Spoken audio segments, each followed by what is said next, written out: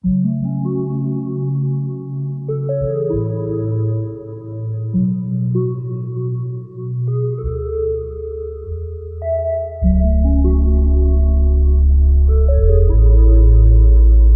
guys, so today I'm going to be telling you about why I got into 3D printing. So it all started out whenever my dad took me to his college. He was doing a RC battle against other opponents, but before he got into that, he took me into the 3D printing lab. And he showed me around the entire place. They had like 8 maker bots in there, right? He showed me one of them going, right? I thought that was super duper cool, right? But then when my dad showed me everything that you can make with it, and then after that he showed me how to like design things, I just thought that was insanely cool, so I decided I'd get into the thing someday. And I did. I got a Ender S1 Pro, which broke down on me not so long ago. And then for Christmas I got another 3D printer, Bamboo Lab, which works phenomenally. Best printer I've ever had. I usually am afraid when I print huge prints, but this one I don't have to do that. And before I got the Bamboo Lab, my dad got me this mono press and a MakerBot, which I'll put on the screen in just a moment. And the MakerBot doesn't really want to work for me because it's a very, very old printer. Its program does not really work right now. The mono press, the small one, works amazing. It just takes a while to level out. Anyway, so the Bamboo Lab printer, it works amazing. The print quality is insane. Just yesterday, my dad designed one of these. We printed it out. I accidentally went to pause the printer and it canceled the print, so I was just trying to switch out, but it quit it on me. I couldn't stop it, so gotta reprint that, and it really is just a great printer. I bought it with the AMS, which allows me to do multicolor printing. It works amazing. That's all I can say about that. So pretty much I thought the MakerBot was a very good printer, seeing how expensive it is, but after like 10 years of it being up, they just stopped doing the program for it. The software, the firmware, all gone. They don't keep up with it anymore. Let's get into the print quality. So for the Bamboo Lab printer, it prints pretty well, as you can see here. This was the light post model that my dad made. He designed it. But one problem is the supports. I don't know if you can see that. The supports are not that great. You have to sand it down for quite a while. Not that great, but this one comes out amazing. Great layering. And then some things that we've designed recently. We designed this, which is just like, it's basically just a card holder, right? Simple card holder with a cool design. My dad did all this. I'm not that great at designing, but my dad is amazing at it. So this one we're gonna sell for about $13 on Etsy. I think that's pretty good pricing, considering all the other fees that you have to pay, all that. So my dad designed this cool design. He made a second one, but this time he threw, instead of just making them individually, he put them on a black plate, and now this connects to the back of one of these, and should work out pretty well.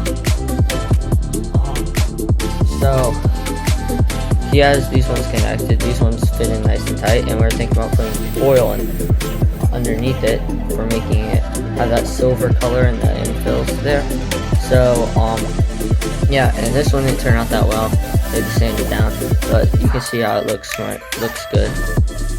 We dried the filament recently, so it should come out better. And yeah, so whenever I had the Ender, I printed out a good amount of stuff. I printed out like these little frisbee tiny things, right? Get them in the door. print out ninja stars, and I also print out my projects sometimes. This one is for Bible, I can't read the words, but for a Passover project. I also printed out cool planners like this one, which did not come out. It got about halfway through. Got a cool design on it. Anyway, yeah. So, and I also got a laser cutter.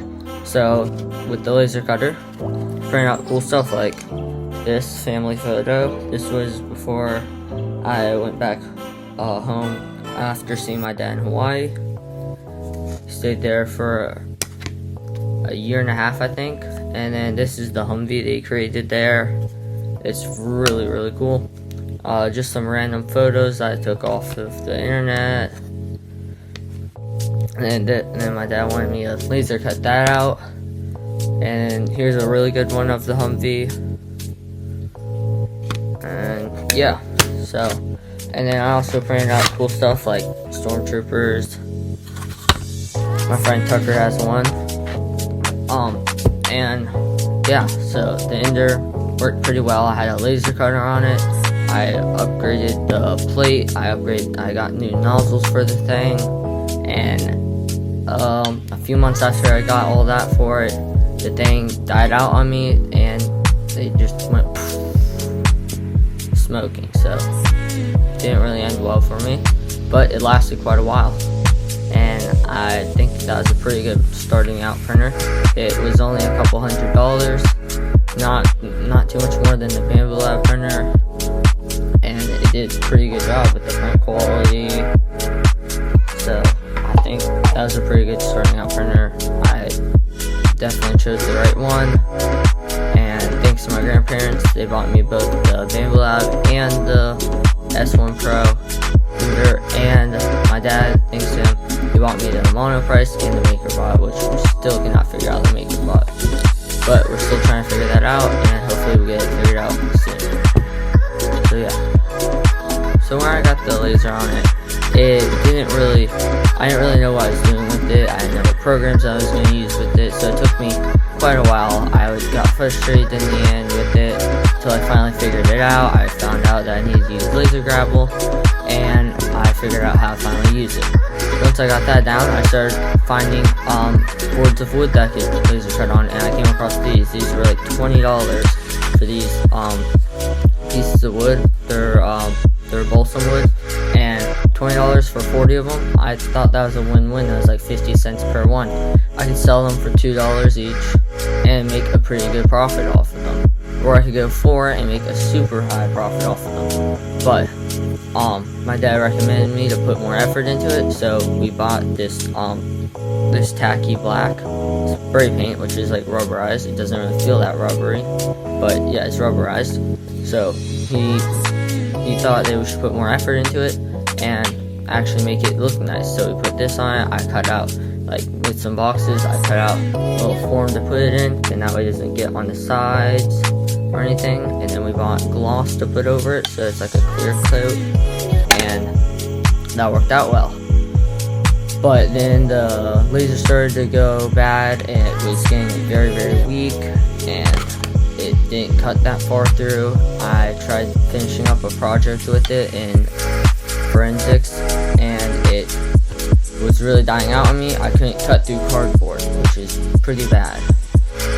So the thing was meeting its end. It was only a $100 laser. I thought that was a pretty good deal, so I think it lasted pretty long. And yeah.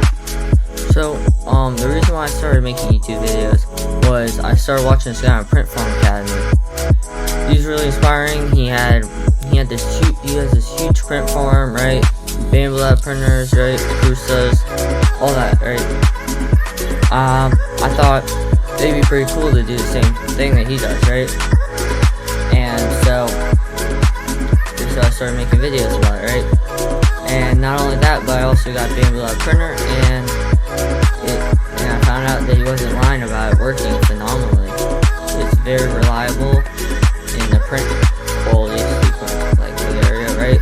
And Prusa, they're apparently very reliable when it comes to not breaking down on me, but I don't really care for Prusa because I'm not looking to have to pay $800 and still have to assemble the entire thing.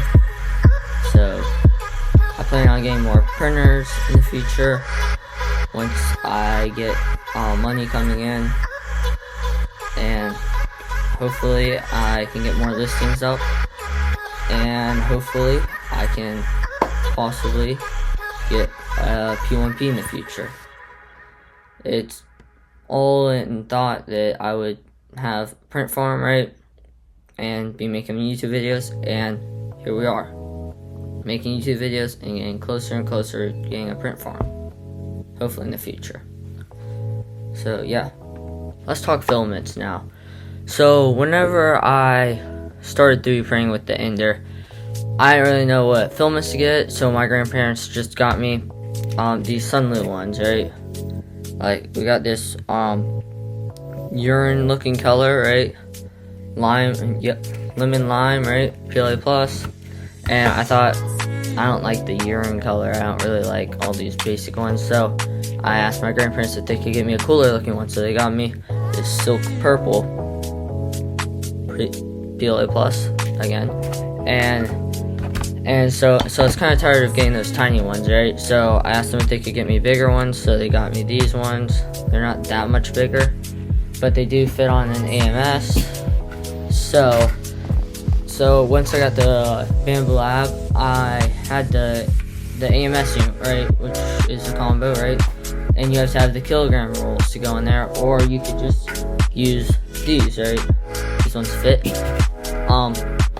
Anyway, so then my dad got me the kilogram rolls. Like, I got this pink PETG translucent color. I got PLA matte. Oh, I got PLA matte brown. And yeah. So I had no clue what I was doing at first with filament. It never really printed right. So it really was a struggle with the temperature to get it right. I had no problem with the drying, but I had a dryer anyway. So I did a project on like filament temperature and what you need to set at for the science fair. I was in 7th grade, and it did go pretty well. It took me a little while to get it right, but I figured out which one's the best, and I got a pretty good grade on the project. I got a 98 on it. Should have been 100, but it is what it is. So it took me quite a while to figure out filament, but finally got it down with the Bamboo Lab. I don't have to worry about it because it has the filaments already set on it. And with PETG, it was kind of a struggle to figure it out, but you have to go higher with PETG because it has PETG HF has a little bit of carbon in it. Therefore making you have to heat the temperature higher for it to get to melting point. And with this printer, it figures out its own. I recently figured out that I had the nozzle height at 0.2, so the first layer was not that great, and it was not running that great, so we switched it back to 0.4. I really did think that the nozzle was at 0.2 because of how thin the lines are on these. See how thin the layering is? It's very, very thin. And I seriously actually thought that it was 0.2 instead of 0.4, so we screwed up quite a lot of prints just because of that. That's on me. And so I did figure out that the print temperatures for PLA Plus typically have to be 220 minimum, I'd say, and regular PLA is 210, and so on. It has been quite a way getting to this point of knowledge when it comes to 3D printing. I just hope that by me making this channel, any of you who get into 3D printing or already are into 3D printing, I hope that this will help you in not having to spend so much time that I wasted on getting down everything that I needed to when it comes to 3D printing, and all the settings and everything that it took me just to get to the point where I am, and figuring out what is best to do for each setting, or what printer's best, or what filament's best, or what temperature's best, or whatever needs to be done to get the best print quality and not have that stress build up in you like how I did every single time I print something out. because I felt like it was gonna mess up on me and I have to start over, and I wasted filming and time and material, and yeah. So I hope that me having this channel would really help you, and you wouldn't have to go through the struggles that I did to getting to this point. So please consider subscribing, and I'll see you in the next video.